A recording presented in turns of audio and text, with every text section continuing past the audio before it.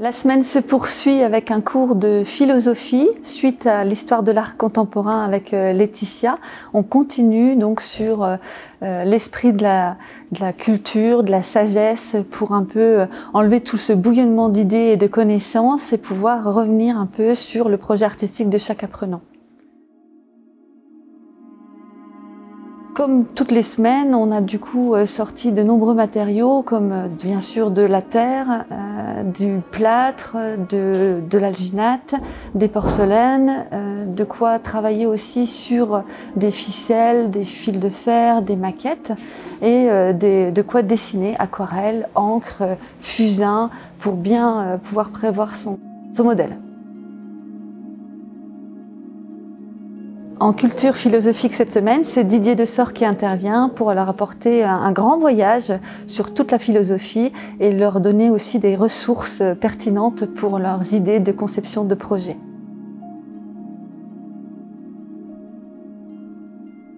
Alors je suis Didier Dessort et je m'occupe du module de culture philosophique au SPIFAC. Avant d'être en retraite, j'étais professeur à la faculté des sciences de Nancy.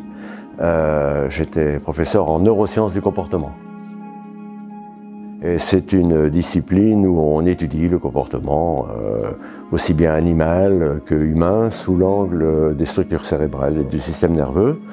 Et donc c'est quand même un domaine où on fait beaucoup de philosophie parce que il faut s'interroger en permanence sur le sens de ce qu'on observe. Et voilà pourquoi je suis devenu finalement responsable du module de culture philosophique ici au SPIFAC.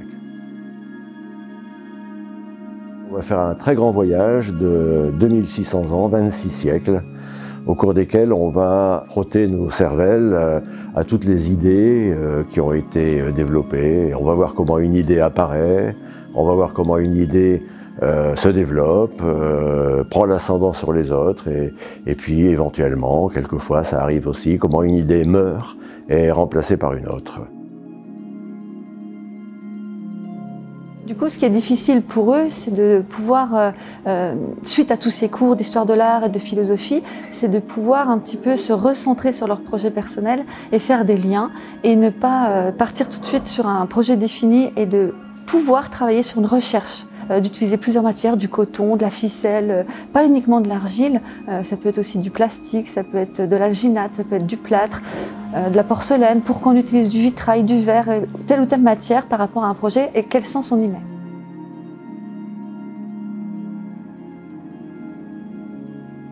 Donc la thématique choisie cette année, c'est prendre de la hauteur et cette thématique, ils doivent vraiment se l'approprier. Pour ce faire, en tant que plasticien céramiste, ils doivent vraiment pouvoir justifier du sens qu'ils vont donner à cette thématique et du coup de la matière qu'ils vont utiliser.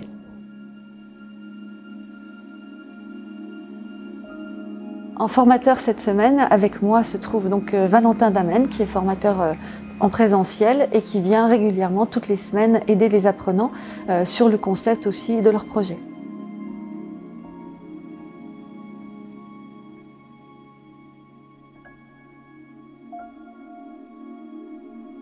Donc du coup cette semaine on est en conception artistique. Les élèves sont là pour réaliser les projets qu'ils ont développés au cours de l'année. Donc du coup, il y a une exposition qui va se passer ici en fin d'année pour leur diplôme et une exposition qui va se passer dans un tiers-lieu à Metz où du coup ils seront regroupés avec d'autres apprenants qui étudient d'autres corps de métier. Donc du coup, cette semaine, on les aide à développer une pièce artistique qu'ils ont pu concevoir dans leur tête en théorie à travers des carnets de recherche, des moodboards, etc. C'est vraiment la continuité en fait des premières semaines de conception artistique où là on va les aider sur tous les aspects techniques. On va les aider à développer en fait leur projet sous forme de maquette, puis sous forme de prototype. La maquette, l'idée c'est de pouvoir concrétiser dans la matière, sous tout petit format, ce qu'ils ont pu faire au travers du dessin, leurs expressions, même juste au travers de mots, de couleurs parfois, parce qu'il y a certaines personnes qui vont vouloir seulement évoquer des émotions, évoquer des instants, des points de rupture, vraiment des zones assez floues qui sont assez compliquées à concrétiser dans la matière argile. Et du coup, nous, l'idée cette semaine, c'est vraiment de les aider à réaliser leur projet et à mettre tout ça dans la matière. Donc on commence d'abord par un tout petit format, la maquette. Ensuite, on va prendre les contraintes techniques de ce petit format et on va essayer de l'agrandir un petit peu. En l'agrandissant un petit peu, on va résoudre les problèmes techniques de leur pièce. Et une fois qu'on a résolu les problèmes techniques de leur pièce, qu'on a un résultat qui commence à être convenable, là on va pouvoir réfléchir vraiment à la pièce finale, au produit fini. Donc du coup, cette semaine, ils vont pouvoir faire plein de tests, que ce soit des dimensions, de la couleur, de la texture, de la technicité justement, savoir comment ils vont développer leur socle, savoir si leur pièce est capable de tenir, savoir si l'exposition, la scénographie va être palpable pour le public, savoir si c'est une pièce qui s'observe de loin, comment est-ce qu'on va gérer la sécurité sur le lieu, comment est-ce qu'on va se placer par rapport à nos voisins, essayer de créer une cohérence en fait dans toute notre démarche de construction, et avoir quelque chose de vraiment professionnel à la fin de la formation pour pouvoir exposer leur mémoire, exposer leurs projets.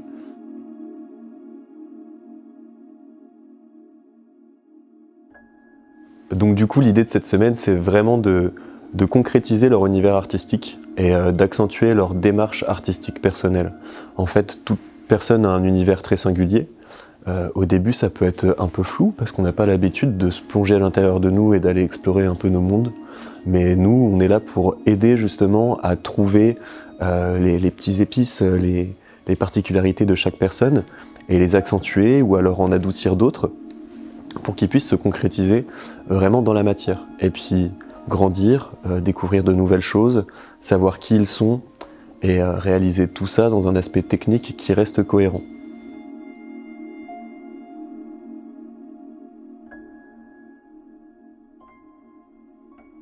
C'est très intéressant de pouvoir travailler avec autant d'apprenants qui ont des projets divers et variés et qui viennent vraiment s'enrichir de leur parcours personnel. On a par exemple Isabelle qui a fait de la pâtisserie, qui a vraiment une démarche artistique très ancienne, qui nous propose des éléments qui sont très personnels à elle, et chaque élève, chaque apprenant va pouvoir nous montrer un univers très singulier.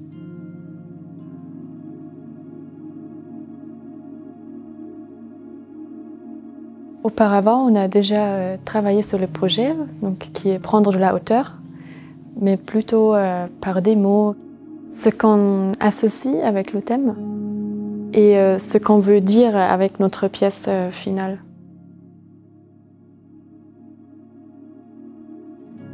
Le processus créatif peut être parfois assez long et souvent il est presque plus important qu'après la pièce finale, parce que c'est souvent toute une démarche, on réfléchit, on creuse, aussi, c'est aussi une démarche personnelle.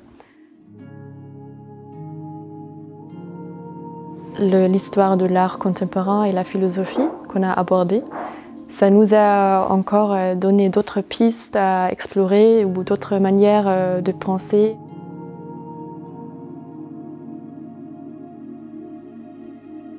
Alors pour moi, c'est prendre de la hauteur, c'est pour voir tout le chemin parcouru du passé.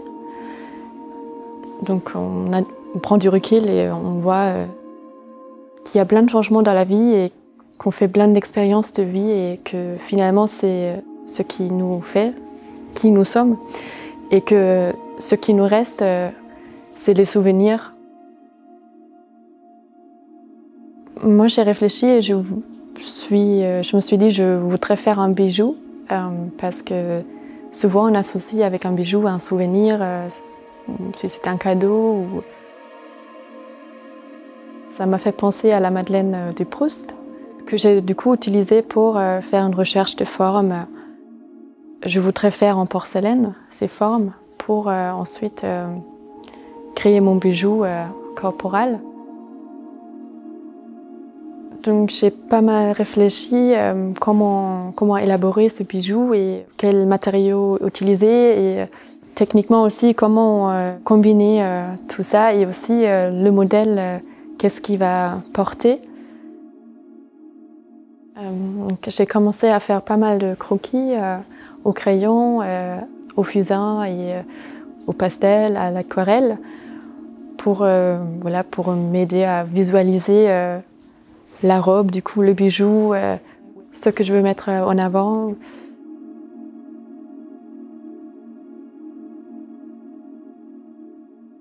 Cette semaine, on travaille chacun vraiment sur son projet.